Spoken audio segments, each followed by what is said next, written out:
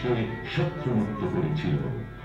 ক্ষণজন্মা এক রাষ্ট্রনায়কের সন্তান, গণতন্ত্রের আপসহীন নেত্রী ও নির্যাতিত এক মায়ের ছেলে তিনি তারেক রহমান। শহীদ রাষ্ট্রপতি জিয়াউর রহমান ও সাবেক প্রধানমন্ত্রী বেগম খালেদা জিয়ার বড় ছেলে তিনি। ১৯৬৫ সালের ২০ নভেম্বর ঢাকায় জিয়া পরিবারে জন্মগ্রহণ করেন বিএনপির ভারপ্রাপ্ত চেয়ারম্যান তারেক রহমান।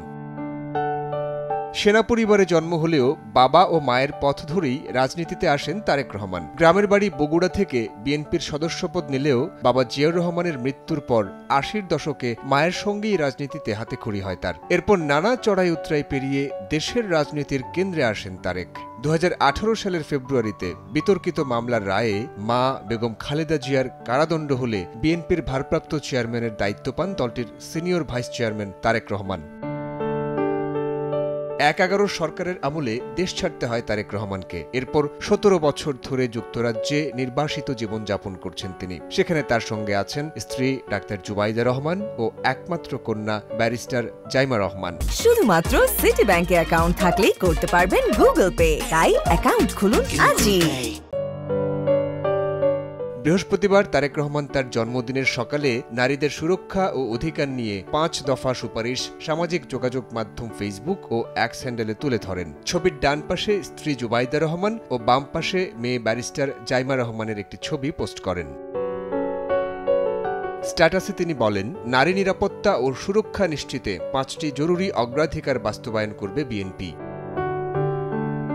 প্রথমত, ন্যাশনাল অনলাইন সেফটি সিস্টেম করা হবে, যেখানে নারীরা সাইবার বুলিং, হুমকি, ছদ্মবেশ বা ব্যক্তিগত তথ্য ফাঁসের অভিযোগ দ্রুত জানাতে পারবেন। থাকবে ২৪ ঘন্টা হটলাইন, অনলাইন পোর্টাল ও প্রশিক্ষিত রেসপন্ডার। বড় প্ল্যাটফর্মগুলোর সঙ্গে সমন্বয় করে বাংলা ভাষায় দ্রুত কন্টেন্ট মডারেশনের ব্যবস্থা করা হবে।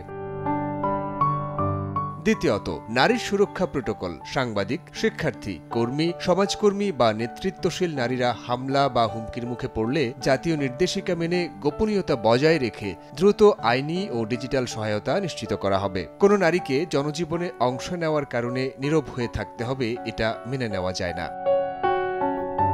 তৃতীয়ত, ডিজিটাল সেফটি শিক্ষা। স্কুল ও বিশ্ববিদ্যালয়ে ওরিয়েন্টেশনের সময় থেকেই ডিজিটাল নিরাপত্তার ব্যবহারিক প্রশিক্ষণ দেওয়া হবে। শিক্ষকরা সেফটি ফোকাল পয়েন্ট হিসেবে প্রশিক্ষিত হবেন এবং বার্ষিক সচেতনতা ক্যাম্পেইন চালানো হবে, যাতে তরুণরা ডিজিটাল দুনিয়া আত্মবিশ্বাসের সঙ্গে মোকাবিলা করতে পারে। চতুর্থত, কমিউনিটি স্তরে নারীর নিরাপত্তা জোরদার। কমিউনিটি হেল্প ডেস্ক, নিরাপদ যাতায়াত পথ, রাস্তায় পর্যাপ্ত আলো এবং ট্রমা সেন্সিটিভ রেসপন্ডার নিয়োগের মাধ্যমে নারীদের দৈনন্দিন জীবনকে আরও নিরাপদ করা হবে। পঞ্চমত, নারীর নেতৃত্ব ও অংশগ্রহণ বৃদ্ধির জাতীয় উদ্যোগ। লিডারশিপ ট্রেনিং, মেন্টরিং নেটওয়ার্ক এবং স্কুল, অফিস, কারখানায় শিশুদের যত্নে সুবিধা সম্প্রসারণের মাধ্যমে নারীরা নেতৃত্বে সাফল্য অর্জনের পাশাপাশি পূর্ণাঙ্গ অবদান রাখতে পারবেন। সাইফুল রুদ্র, সময় সংবাদ, ঢাকা।